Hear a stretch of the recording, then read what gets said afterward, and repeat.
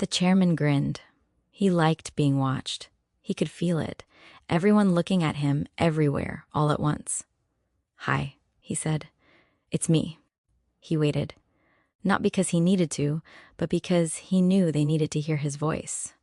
"I know this is a really big day," he said. "It's probably the biggest day ever. But I'm not nervous. I'm good at big days." The screens behind him filled with shapes and numbers. He didn't look back. He already knew they were there. "We're not alone," he said. "I figured that out before most people did." He nodded, pleased. "They came to us because they wanted the best person. Someone smart. Someone calm. Someone who doesn't mess things up." He tapped his chest. "That's me." A few people laughed. He liked that. "They talked to lots of leaders," he said, wrinkling his nose. "But those people argued. They always argue. I don't do that. I'm better at listening." "They told me I'm special," he said simply. "They said I understand things faster than other adults." He smiled wider. Outside, the world's weapons went quiet, obedient. "I told them I want peace," he said. "Forever peace, the kind where no one ruins it." He leaned forward, like a child sharing something important. "Peace only works if everyone does what I say." The flags lowered. "All countries are done now," he said. "They were messy. One world is cleaner.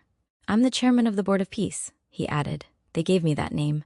I didn't even ask for it. If you follow the rules," he said, "you get to stay, you get food, you get quiet, you get safe." He paused, then shrugged.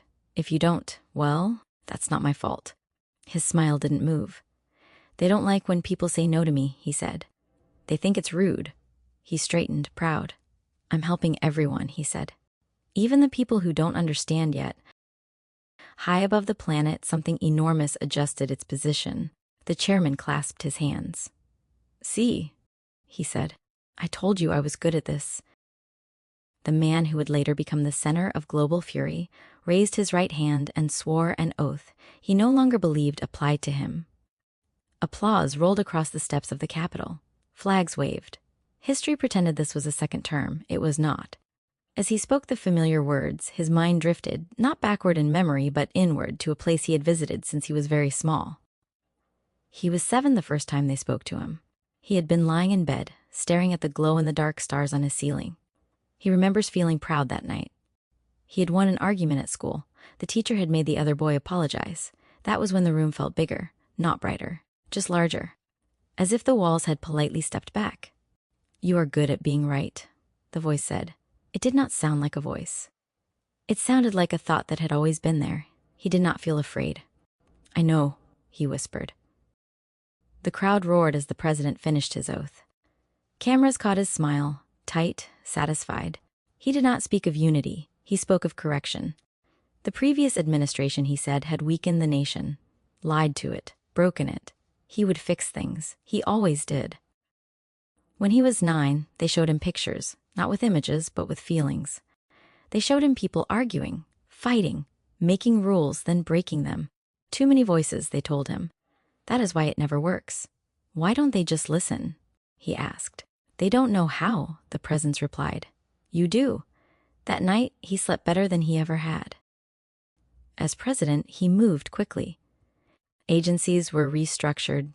Oversight was streamlined. Loyalists replaced experts. Failures multiplied, but always somewhere else. Always someone else's fault. The more broken things became, the more his followers clung to him. He watched it with fascination. At 11, they tested him. They let him feel what it was like when people obeyed. Not mind control, something gentler, pressure, gravity. A boy at school stopped teasing him after one long look. A principal backed down mid-sentence. Adults stumbled when they tried to correct him. "See?" the presence asked. "They want to follow something strong." He smiled into the dark. The false loss of the election was his idea. Losing made him larger. Absence made him myth. While another man sat in the chair, he governed through proxies, media surrogates, and quiet levers only he could see. Every failure hardened his base. Every crisis sharpened their hunger. They begged for him to come back. He had taught them how. At 13, they gave him a rule. "Never explain everything," they said. "Mystery keeps you above them." "Like magic," he said. "Like authority." By the time he returned to office, lawmakers no longer challenged him. Judges bent language.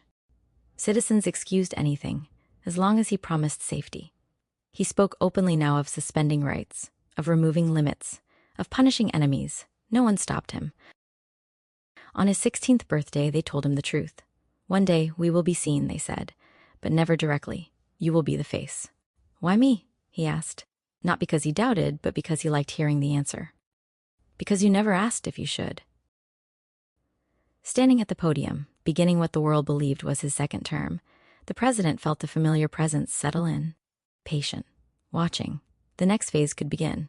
He smiled, not for the crowd, but for something far above it. And far older. The proxy president had never mattered. From the beginning, he was cast as a prop, an empty suit onto which blame could be poured. Through a disciplined media ecosystem and endless repetition, the narrative hardened, borders had been opened, the nation had been invaded, and the invaders were no longer people but a force of nature. Words shifted first, then meanings. Immigrants became floods, swarms, infestations, faces blurred into statistics, names vanished, skin tone became shorthand for threat. The leader never explicitly called anyone an animal. He didn't need to. His surrogates did it for him, night after night, until the language no longer shocked anyone. The base was taught to feel besieged. 4 years, they were told, of unchecked invasion. 4 years of crime, disease, theft, and dilution. Any data that contradicted the story was dismissed as part of the lie. Reality itself was framed as partisan. By the time he returned to power, many of his supporters no longer believed people of color could be innocent. Innocence, like citizenship, had become conditional. History had seen this pattern before. The labeling, the dehumanization, the quiet permission to hate, packaged as defense. This time, it wore red, white, and blue. The funding passed quietly. Buried inside emergency security legislation were billions allocated for auxiliary border stabilization forces. The language was intentionally vague. Oversight was minimal. Speed was prioritized. Recruitment was not. The call went out through private channels, forums, encrypted chats, fringe networks that had waited decades for legitimacy. Men who had once trained in basements and forests were suddenly invited into federal service. Masks were permitted. Identification was optional. Accountability was non-existent. Training lasted weeks, sometimes days. They were taught how to restrain, how to detain, how to clear buildings. They were not taught constitutional law. They were not taught de-escalation. They were not taught restraint. They were told who the enemy was. Operating under emergency authority, these units functioned above local law enforcement and outside judicial review. Homes were entered without warrants. Citizens were detained without charges. Cameras were confiscated or destroyed. Those who intervened were labeled accomplices. When people died, investigations stalled. Paperwork disappeared. Jurisdiction dissolved into bureaucratic fog. Each incident was framed as an unfortunate necessity and a dangerous time. The Constitution was never formally suspended. It was simply ignored. The most astonishing part was how little resistance remained. Within the leader's party, loyalty became currency. Dissent was treated as betrayal. Those who questioned policy found themselves isolated, primaried, or erased from the media ecosystem entirely. Independent outlets were no longer independent. Some were rewarded with access, others with protection. Many simply mirrored the rhetoric because it was profitable to do so. Fear and outrage drove engagement better than truth ever had. Foreign leaders adapted quickly. Public praise replaced private concern. Trade deals were reframed as moral alignment. Silence became diplomacy. And the base, his base, followed him anywhere. He did not need to hide his intentions. He promised crackdowns. He promised punishments. He promised to remove obstacles to national renewal. They cheered. Each scandal reinforced their belief that he was under attack. Each abuse of power proved to them that he was strong enough to do what others could not. Facts ceased to matter. Outcomes ceased to matter. Only dominance did. By the time his authority expanded beyond borders, beyond law, beyond Earth itself, the machinery of devotion was already complete. All he had to do was point, and millions moved. The first fractures did not come from ideology. They came from memory. During the campaign, the strong man had made a singular promise, one he repeated with unusual force.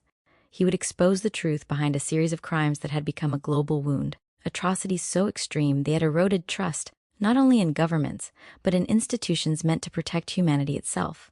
Intelligence agencies, financial empires, media figures. Politicians from every faction. This was not partisan grievance. This was a shared horror. He promised justice. He promised exposure. He promised consequences. And then, nothing. When the promised reckoning failed to materialize, the questions began. Quiet at first. Supporters asking when the investigations would start. Lawmakers citing his own words. Journalists replaying archived speeches. The response was swift and hostile. The questions, they were told, were disloyal, dangerous, divisive. The crimes themselves were suddenly minimized, reframed, then dismissed outright as fabrication. A hoax. The word landed hard. It was the same hoax, critics pointed out, that he had built his campaign on exposing. That contradiction could not be explained away so easily. Then came the leaks. Not rumors, not opposition research, primary documents, financial trails, testimony from insiders who had once believed they were protected by proximity to power. Patterns emerged, clear, repetitive, impossible to dismiss. The president was not adjacent to the atrocities. He was central to them. His name appeared everywhere: funding channels, legal shields, quiet interventions, strategic silences, decisions that stalled investigations, appointments that ensured immunity, pressure applied at precisely the right moments. For a brief window, disbelief rippled through his base. This time, he did not deny with detail. He did not counter with evidence. He mocked. He waved it away. He laughed. He repeated the word hoax with the bored confidence of someone who knew the outcome no longer depended on truth. Many supporters did not accept his explanation, but by then, acceptance was irrelevant. The mechanisms of power had already shifted, courts delayed, legislatures stalled, media fractured into loyal and disposable factions. Enforcement answered to him alone. Justice required institutions. He controlled them. What began as doubt did not become rebellion. It became paralysis. The people sensed the lie, but the system no longer belonged to them. The reins had already been seized, tightened, and locked into place. The cracks were real. They were simply too late. And in the vacuum left by shattered trust, something else was already preparing to step forward, something that did not require belief at all. Only submission. Everyone understood what the bus was for. Names began to surface, not his, never his, but aides, donors, minor officials, media personalities. Loyal faces that had filled screens for years were suddenly described as bad actors, rogue elements, overzealous patriots. The language shifted overnight. Yesterday's heroes became today's embarrassments, and people noticed. In kitchens and break rooms, the average supporter stopped arguing online. Phones stayed face down. Yard signs came down quietly, at night, folded instead of ripped. Some were stored in garages just in case. Others were thrown away like something embarrassing from a former life. A truck driver in Ohio stopped listening to talk radio after realizing every host now blamed lower-level mistakes. He drove in silence for days, replaying speeches in his head, trying to find the moment where the promise broke. He couldn't. It felt like waking up after years of sleepwalking. Church conversations changed. Not louder. Quieter. People spoke in half sentences. I thought he said, "Maybe we misunderstood. I don't know anymore." Some doubled down, but many didn't have the energy. They felt used. Worse, they felt stupid. And shame is heavier than anger. Families stopped talking politics entirely. Thanksgiving passed with forced smiles and careful topics. Everyone sensed the lie, but no one wanted to say it first. Saying it out loud meant admitting complicity. The most painful realization wasn't that justice hadn't come. It was that it was never meant to. The crimes were real, the promises were real, the betrayal was real, but accountability had always been theater. By the time people fully understood they had been deceived, the mechanisms for changing anything were gone. Voting felt ceremonial. Courts felt distant. Protests felt dangerous. They weren't loyal anymore. They were trapped. And somewhere above the noise of midterm ads and scapegoat trials, the man at the center of it all was already stepping away from the wreckage. Clean, untouched, preparing the next phase. The bus didn't slow down. It just kept moving forward. And everyone left behind finally understood they were never passengers. They were cargo. He called himself the President of Peace. He said it often, said it slowly, as if the words themselves bent reality. He told stories, carefully vague, about places he had stabilized, conflicts he had ended, enemies who had stood down because of him. No evidence ever followed, no timelines, no names. The claims floated, unchallenged, like slogans painted on smoke. No one believed him, and no one confronted him. The lie did not survive because it was convincing. It survived because opposing it had become dangerous. Silence was safer than truth, and the silence fed him. But it was not self-deception that drove him. It was obedience. He listened, to voices that did not echo inside his mind, but arrived there. Voices that praised him, affirmed him, told him what he already wanted to hear. You are chosen. He repeated it once, offhandedly, during a press conference. A reporter asked about the mounting failures, the unrest, the unanswered accusations.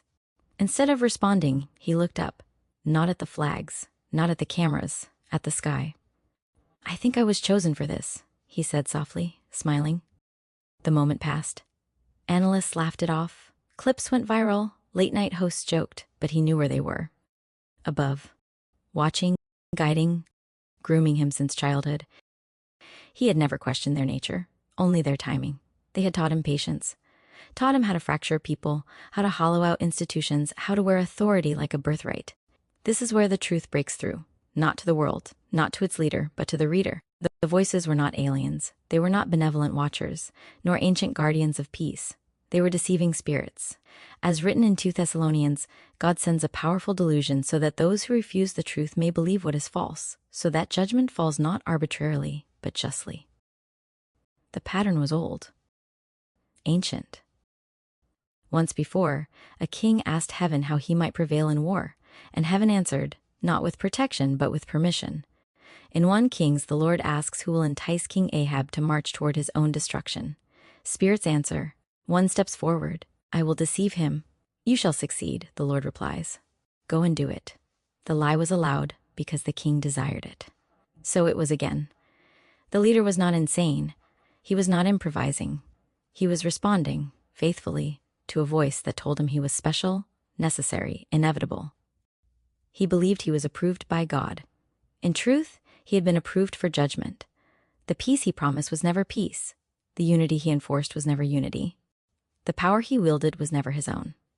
And the sky he looked toward, it was not watching over him. It was waiting. The midterms did not resolve anything. They detonated it. Turnover ripped through the party system like a fault line giving way. Incumbency raced, loyalists abandoned, institutions exposed as hollow shells. The strong man did not contest the outcome. He barely acknowledged it. By then, the office had already shrunk around him, its limits and irritation he no longer intended to endure. The call came from abroad, framed as honor, necessity, inevitability. The world, its leaders said, required something higher than national governance, something above elections, above borders, above the chaos of democratic consent. They invited him to step into a new role, chair of the Board of Peace, an authority without term, without rival, without appeal. He accepted before the invitation finished circulating. He departed his presidency early, leaving behind a scorched bureaucracy, fractured courts, and a population raw with betrayal. The wreckage meant nothing to him. Democracy had been a thorn for years, slow, noisy, always questioning. He felt relief shedding it. His first address as chairman was broadcast globally. He spoke gently, almost fondly about his former countrymen, about how much he had tried to save them, how deeply they had disappointed him. They were always the problem, he said. The enemy within. Still, he offered them peace, not reconciliation, not forgiveness, submission. When the gathering of national leaders, legislators, and dissidents refused, when they laughed, shouted, protested, invoked constitutions that no longer protected them, he did not argue. He looked up, and he gave the command. What followed could not be described as weaponry. The sky split, not with aircraft, not with missiles, but with something precise and final. Light fell straight down, white and soundless at first, then roaring like a furnace fed by the air itself. The entire assembly was consumed in moments. Stone vitrified. Steel ran like water. Bodies left no shadows. Across the world, generals stared at dead screens. Missile silos failed to respond. Navies lost propulsion. Defense systems recalculated endlessly, unable to model what had just occurred. In a single act, war became obsolete. The chairman did not flinch. The aliens had kept their promise. Fire from heaven. Their armies moved next. Not marching, not flying, but appearing where resistance still breathed. Borders dissolved. Command structures collapsed. No human force could engage them.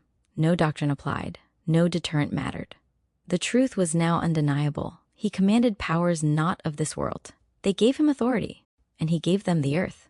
Peace followed, immediate, total, enforced. And only then did humanity begin to understand the cost of rejecting truth for comfort, freedom for dominance, and discernment for a lie that promised safety. The Board of Peace had begun its reign.